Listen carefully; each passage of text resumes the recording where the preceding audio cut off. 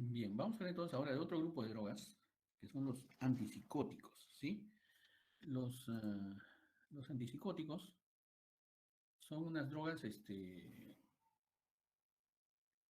también de acción del sistema nervioso central, ¿no? También que trabajan sobre nuestros neurotransmisores y receptores del sistema nervioso central. ¿Pero qué es la psicosis? Pues, ¿qué es la psicosis? Primero, la psicosis es la esquizofrenia, ¿no? Es algo ligero, nomás les voy a decir nada más, porque necesito entrar en el contexto de lo que vamos a hablar, ¿no es cierto? Entonces, hay una alteración en nuestro sistema límbico, ¿no? Con una sobreexcitación por una sobreproducción de dopamina. La dopamina trabaja sobre sus receptores dopaminérgicos en el sistema nervioso central, el sistema límbico, que es donde nos da toda la relación, la delusión de los sueños, todo nos da ahí, ¿no? El sistema límbico. Y entonces al actuar sobre esta zona, la dopamina nos sobreexcita, y entonces el paciente comienza a tener alteraciones en el pensamiento, ¿no? Su pensamiento vuela, entonces comienza a hacer alucinaciones, comienza a alterarse el lenguaje, comienza a alterar la percepción, el sentido de sí mismo, ¿no? Entonces esa es la esquizofrenia. Ahí escucha voces, ¿no? Entonces nosotros, el mecanismo de acción de los antipsicóticos es disminuir la reacción dopaminérgica, ¿sí? Sin embargo, bueno, nosotros sabemos que la psicosis es una enfermedad prácticamente, digamos, hereditaria, ¿no? Genética. Tenemos carga genética en la psicosis, ¿ya? Entonces, muchas veces estamos normales hasta la adolescencia y en la adolescencia es donde comienza a desarrollarse la psicosis, ¿no? La esquizofrenia. Básicamente es la excitación mayor de la dopamina en el sistema límbico. Entonces, lo que queremos hacer con los antipsicóticos es disminuir, bloquear los receptores dopa-2 y disminuir la acción. Pero recuerden que los receptores no solamente actúan en ese sitio, actúan en varios sitios, ¿no? Y al actuar en varios sitios, entonces nos dan efectos colaterales muy severos, ¿no? Otra cosa, que aparte de la dopamina están incluidos muchos neurotransmisores. Si bien el eje es la dopamina, están incluidos muchos neurotransmisores que nos dan los efectos colaterales también. Todo el sistema límbico es afectado por esta enfermedad, ¿no? Entonces, básicamente pueden ser factores genéticos, ambientales, y nos va a haber una excitación por la dopamina, dan los síntomas positivos, y una menor transmisión del glutamato, que nos dan los síntomas negativos. Es decir, síntomas positivos es cuando estás sobreexcitado, y síntomas negativos es cuando tienes tendencia al aislamiento, a la depresión. Entonces, ¿qué es lo que pasa entonces en la fisiopatología de la esquizofrenia? Hay una interacción entre la dopamina, la serotonina y el glutamato en todas las neuronas piramidales, en la corteza frontal, etc., ¿no? En el sistema límbico. ¿Qué es lo que pasa? La serotonina estimula a veces la liberación de dopamina en algunas neuronas. Y esta liberación de dopamina entonces hace de que excite a la otra neurona, ¿ya? Y si inhibes al glutamato, entonces va a haber mucha más glutamato te va a hacer excitar mucho más, perdón, si estimulas el glutamato te va a hacer excitar mucho más. Entonces hay una hiperreactividad, ¿no? Entonces, la esquizofrenia puede ser también inducida cuando hay, por ejemplo, cocaína, las anfetaminas producen el efecto más o menos similar al que producía la esquizofrenia. Entonces, los síntomas positivos son alucinaciones, delirios, habla desorganizada, tenemos función distorsionada de la percepción, lenguaje, etc. Perdemos la expresión emocional, la fluidez del habla, ¿no? Y tenemos como síntomas negativos el embotamiento afectivo, ¿no? La abolición, la antihedonia, etc. Entonces, ¿qué es lo que hacen los antipsicóticos ante esto? Entonces, nosotros estamos viendo de que el principal blanco de acción son los receptores, ¿no es cierto? Glutamato, dopamina, serotonina. Pero también ahí por ahí tenemos algunas acciones de interacción de la dopamina con la acetilcolina, ¿no? Entonces, y con los receptores muscarínicos y con los receptores alfa, porque recordemos que también la norepinefrina también estimula los receptores alfa y produce excitación. Entonces, y la dopamina es un precursor de la noradrenalina, o sea, si hay más dopamina, definitivamente va a haber más noradrenalina. Entonces, nuestros objetivos blancos básicamente son estos, dopamina y norepinefrina. Pero en interacción con esta dopamina y norepinefrina, nosotros tenemos neurotransmisores como serotonina, el mismo GABA, la acetilcolina con sus receptores muscarínicos, ¿no? Entonces, y el glutamato. Entonces tenemos estos 5 neurotransmisores que están prácticamente en contacto. ¿Cuál es lo principal acá? Dopamina y noradrenalina. Pero el resto coadyuva, aumenta, disminuye, ¿sí? Entonces, ¿qué drogas nosotros usamos? Para clasificar las drogas dentro de los antipsicóticos, tenemos varias clasificaciones. Vamos a usar algunas, digamos, que podemos comprender. La primera es según su estructura.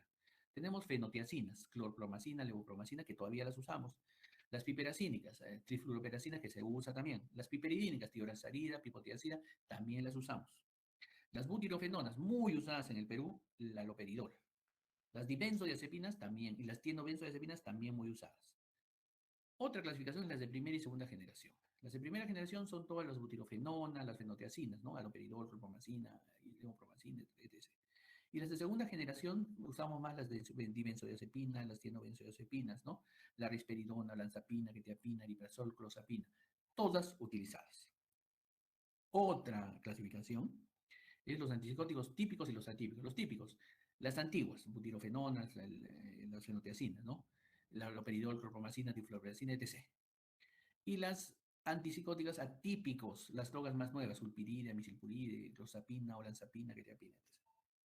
Entonces nosotros tenemos, ¿cuáles son los atípicos, por ejemplo? Los atípicos se dividen en dibenzodiazepinas, olanzapina, quetiapina, solepina, moxepina. Ya, estas dibenzodiazepinas no actúan como las benzodiazepinas, son dibenzodiazepinas. ¿Ah? Otro antipsicótico atípico es el benzisoxazol, son del tipo benzisoxazol, de la familia benzisoxazol, y es la risperidona. La risperidona también es muy usada. Las benzamidas, la misulpiride, ¿no? Que es la más usada. Y los otros grupos de antipsicóticos atípicos. ¿En qué se diferencia un típico de un atípico, un clásico de un nuevo? ¿No? O las diferentes drogas. Los típicos, como vemos, leopromacina, butirofenonas. ¿En qué se clasifican? Bueno, ¿en qué se diferencian? Entonces, los neurolépticos clásicos, los antiguos, bloquean los receptores DOPA2, tipo 2 dopaminérgicos, y también bloquean receptores muscarínicos, histamínicos y adrenérgicos tipo 1. En cambio, los atípicos, bloquean los receptores serotoninérgicos y los receptores DOPA2.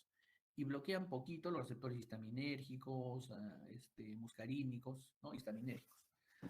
Entonces, ¿cuál es la diferencia, jóvenes? Entonces, si yo voy a bloquear los receptores dopaminérgicos tipo 2, los muscarínicos, los histamínicos, los adrenérgicos, voy a tener un montón de efectos colaterales que los vamos a ver ahorita, que es lo principal en antipsicóticos. Y los neurolépticos atípicos solo te bloquean los receptores presinápticos 5-HT2 que son de serotonina, ¿no? Es decir, mantienen más serotonina en la industria sináptica. ¿Pero a qué nivel lo hacen? Lo hacen en la neurona que tiene dopamina, ¿no? La neurona que tiene dopamina. Y entonces va a haber, como bloquea la serotonina, excita más la neurona dopaminérgica, va a haber, inhibe la secreción de dopamina, la serotonina, entonces va a haber una disminución de secreción de dopamina. Entonces, las acciones farmacológicas son alucinantes. Las antipsicóticas tenemos que disminuir las alucinaciones, fabulaciones, todo eso, ¿no? Y tenemos que producir efecto de quietud emocional, indiferencia, que son efectos neurolépticos, desinterés. También tenemos que las drogas pueden producir vómitos. Las drogas también por tratarse de acción del sistema nervioso central también producen disminución y aumentan la profundidad respiratoria. Finalmente, las endocrinas aumentan la secreción de prolactina por los receptores. Por ejemplo, acá tenemos los efectos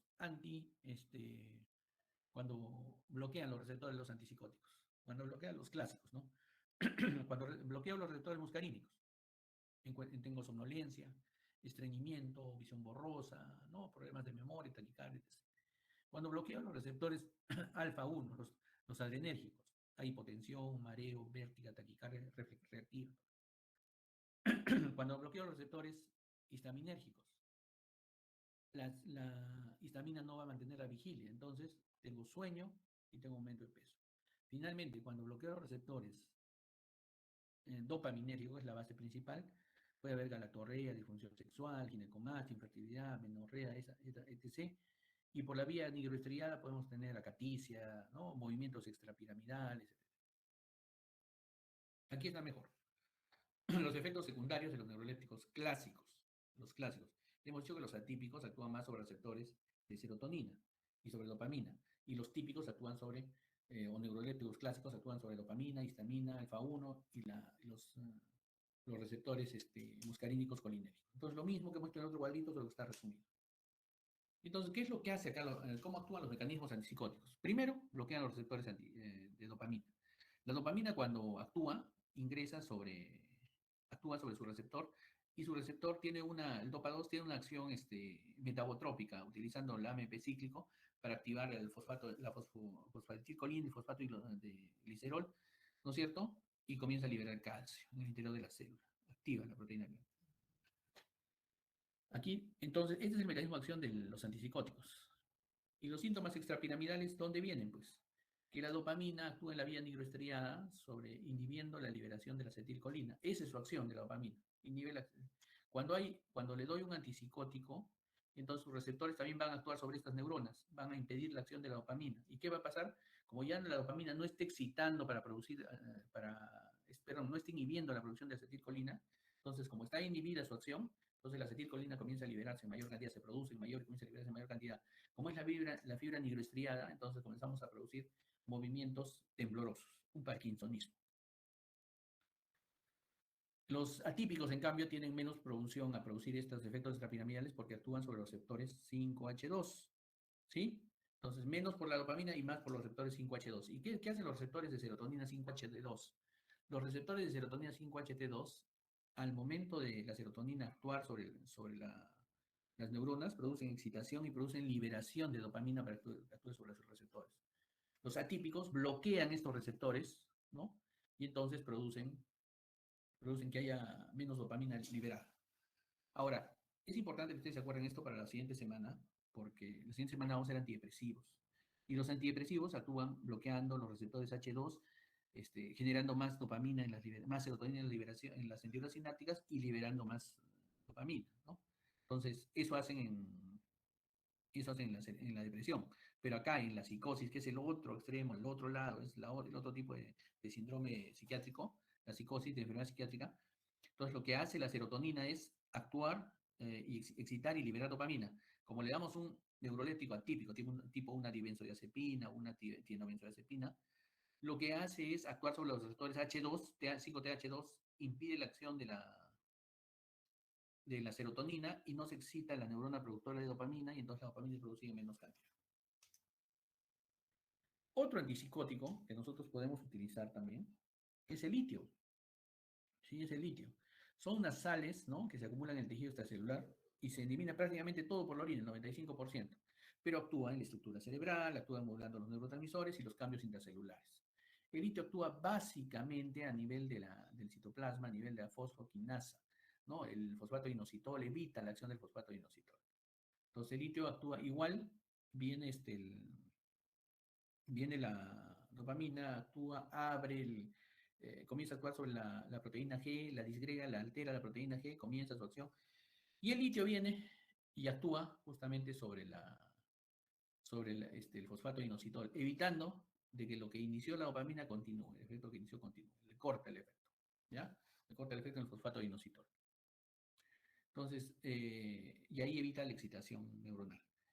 De la misma manera, el litio también regula los NMDA bajando su cantidad de NMDA para evitar el mayor efecto del glutamato. Entonces, como hemos visto acá, estas drogas lo que hacen es actuar sobre nuestros receptores ya existentes, utilizando neurotransmisores ya existentes, ¿no? Pero lo que estamos bloqueando en los antipsicóticos es la acción de la dopamina básicamente en todo el sistema límbico. Y tenemos entonces varios efectos colaterales debido a esto, debido a la interacción debido a la interacción de otros neurotransmisores que requieren un equilibrio constante, ¿no? Entonces hemos visto la acetilcolina y la sustancia nigroestriada, ¿no? Hemos visto que también interacciona con la serotonina, ¿no? Interacciona con receptores de histamina, interacciona con receptores alfa-1, interacciona con receptores de dopamina, muscarínicos, entonces, y cada uno tiene sus efectos colaterales. Cuando nosotros le damos un antipsicótico, se bloquean estos receptores y lo que nos muestran son sus efectos colaterales. O sea, por ejemplo, un paciente que estaba desaforado, totalmente excitado, hablaba fuerte, gritaba, tú le comienzas a dar estos medicamentos y comienza a disminuir su actividad. ¿Ya? ¿Por qué? Porque bloqueas todos los receptores. Hay somnolencia, hambre, etc. Gracias. Bien, nos reunimos para hablar